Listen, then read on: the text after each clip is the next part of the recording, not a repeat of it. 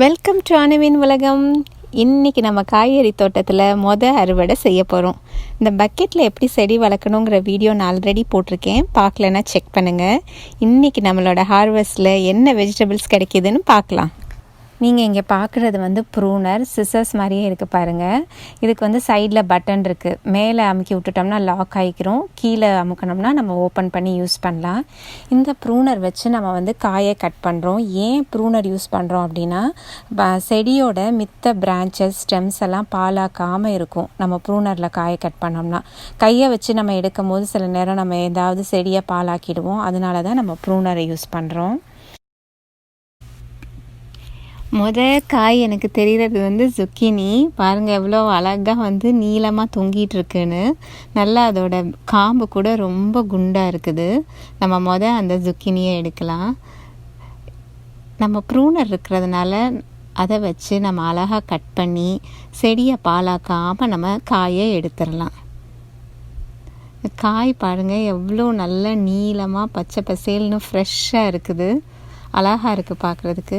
இன்னொரு செடியில் இன்னொரு zucchini இருக்குது, அதையுமே நம்ம கட் பண்ணி எடுத்துடலாம். ஸோ நமக்கு இன்றைக்கி 2 zucchini கிடச்சிருக்கு.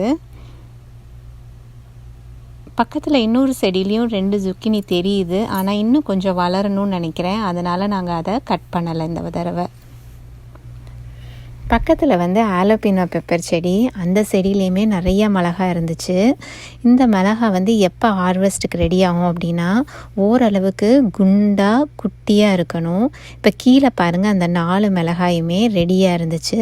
ஸோ நம்ம இதை இன்றைக்கி நம்ம அறுவடை பண்ணிடலாம். இந்த மிளகா மெக்சிகன் டிஷ்ஷஸ்லாம் நிறைய யூஸ் பண்ணுவாங்க. நான் நம்ம வீட்டில் பஜ்ஜி சுடுவேன், இல்லைன்னா அந்த பீஸா பண்ணும்போது டாப்பிங்ஸ்க்கு யூஸ் பண்ணுவேன். நூடுல்ஸ் போடும்போது அதுலேயும் கட் பண்ணி போடுவேன். இந்த மிளகாவில் சீஸ் ஸ்டஃப் பண்ணியும் நம்ம பேக் பண்ணலாம், அதுவும் நல்லாயிருக்கும்.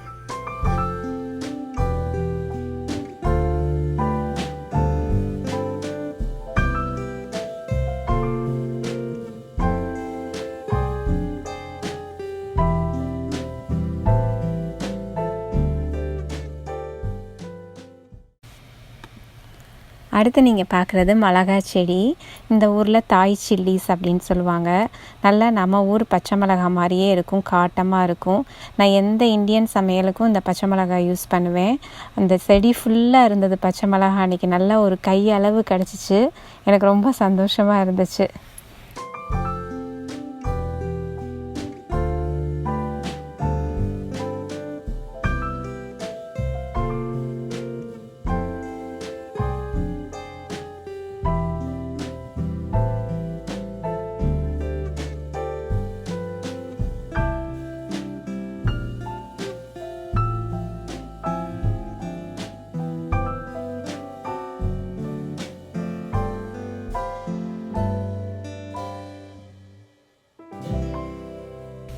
நம்ம அறுவடை பண்ணியாச்சு. பாருங்கள் எவ்வளோ பச்சை பசேல்னு இருக்குன்னு.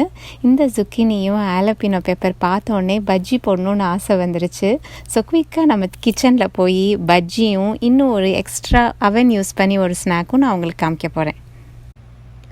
zucchiniயை நல்லா கழுவிட்டு காம்பை கட் பண்ணிடுங்க. நம்ம நடுவில் அதை கட் பண்ணிவிட்டு ரவுண்டாக நம்ம ஸ்லைஸ் பண்ண போகிறோம். நான் இன்றைக்கி உங்களுக்கு 2 ரெசிபி பண்ண போகிறேன். ஒன்று பஜ்ஜி சுட போகிறேன், இன்னொன்று பேக் வெர்ஷன் காமிக்க போகிறேன். அது பார்க்குறதுக்கு முன்னாடி இந்த காயோட சத்து பார்க்கலாம். இந்த zucchiniயில் நிறைய விட்டமின் ஏ இருக்குது, விட்டமின் சி இருக்குது, மினரல்ஸில் பொட்டாசியம், ஃபோலேட் எல்லாமே நிறையா இருக்குது. ஸோ இந்த காயை முடிஞ்ச அளவு சேர்த்துக்கோங்க. இந்த காய் ஈஸியாக டைஜஸ்ட் ஆகிடும், ரொம்ப டேஸ்டாகவும் இருக்கும்.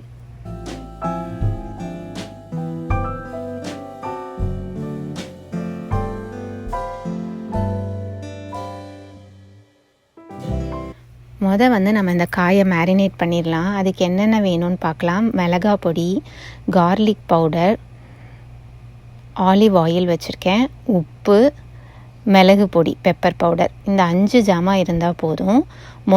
நம்ம மிளகாய் பொடி 1 ஸ்பூன் போடுறேன், ஏன்னா எங்களுக்கு காரம் ரொம்ப பிடிக்கும்.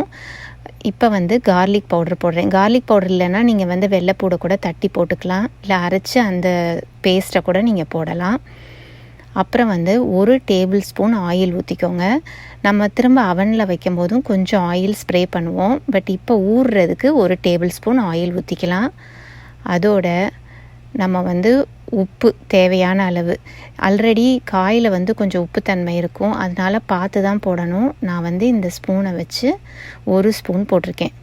அப்புறம் மிளகு பொடி உங்களோட டேஸ்ட்டுக்கு தகுந்த மாதிரி நான் வந்து குத்து மதிப்பாக போட்டிருக்கேன் பாருங்களேன்.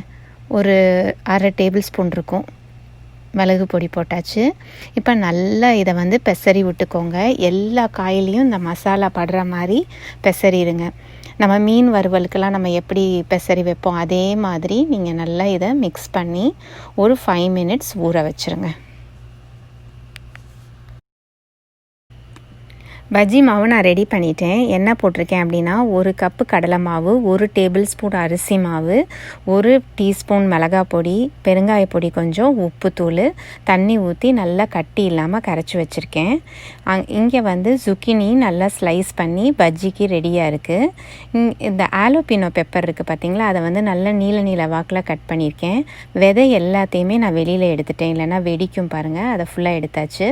ஸோ நம்ம இதுலேயும் நம்ம பஜ்ஜி போடலாம். இப்போ நம்ம வந்து அடுப்பில் எண்ணெயை காய வச்சிட்டேன். அவனை வந்து ப்ரீ ஹீட் ஸ்டார்ட் பண்ணியிருக்கேன். 375 டிகிரி ஃபாரன்ஹீட் வச்சுருக்கேன். இப்போ இந்த பேக்கிங் ட்ரேயில் பார்ச்மெண்ட் பேப்பர் வச்சுருக்கேன். அது மேலே நம்ம ஆல்ரெடி ஊற வச்சுருக்க zucchini காயை நம்ம அடுக்கி வைப்போம்.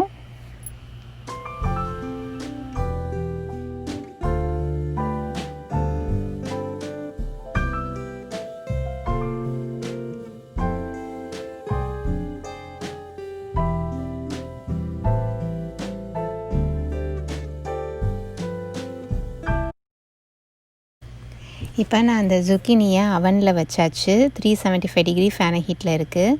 கொஞ்சம் ஆயில் ஸ்ப்ரே பண்ணிக்கோங்க. பண்ணிவிட்டு நம்ம வந்து இதை ஒரு 10 to 12 மினிட்ஸ் பேக் பண்ண போகிறோம். அடுப்பில் வந்து எண்ணெய் நல்லா காஞ்சிருச்சு. இப்போ நம்ம பஜ்ஜி சுடலாம். zucchiniயை வந்து நல்லா நம்ம மிக்ஸ் பண்ணி வச்சுருந்த கடலை மாவில் நல்லா முக்கி எடுத்துகிட்டு எண்ணெயில் போட்டுடுங்க. அதே மாதிரி ஆலோபினோ பெப்பரையுமே நல்லா வந்து அந்த கடலை மாவு மிக்ஸில் நல்லா முக்கி 2 பக்கமும் மாவு நல்லா படுற மாதிரி முக்கி எடுத்துகிட்டு நீங்கள் எண்ணெயில் போட்டு பொன்னிறமாக வறுத்து எடுத்துருங்க. நமக்கு பஜ்ஜி ரெடி ஆகிடும்.